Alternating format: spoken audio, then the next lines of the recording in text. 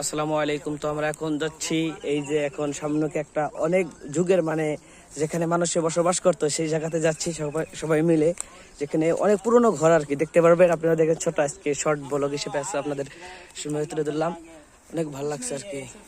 बस खाली पड़ा है और कुछ नहीं। ये भाई साहब भी आए हुए हैं, ये हमारे मौलाना साहब भी आए हुए हैं, वो बहुत साल से रह चुके हैं। उनके बारे में उनको मालूम है। অনেক পুরানা ঘর আর কি, ये बहुत सारे घर हैं यहाँ। সুন্দর লাগছে। बस तो दोस्तों आज हमारे वीडियो দোস্ত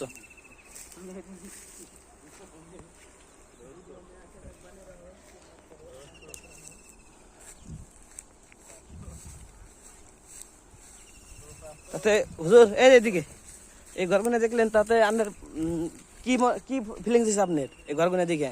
আমার ফিলিংস হচ্ছে যে আমরা এখন বর্তমান অনেক সুখীতে আছি আল্লাহ দিলে।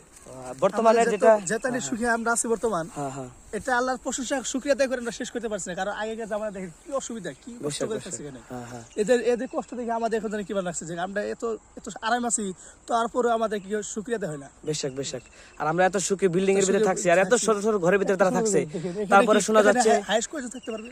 হাইসুলি 5 জন বহুত জুলুম হয়ে যাবে, 2 জন গরমের দিন তো থাকতে পারবে না। তারপরে এখানে থেকে তারা ইবাদত করছে, কত সুন্দর একটি ঘর আর কি। যাই হোক, অনেক ভালো লাগলো। তো আজকের ব্লগ এই পর্যন্ত এই সমাপ্ত, শর্ট হিসেবে ব্লগ করা হলো।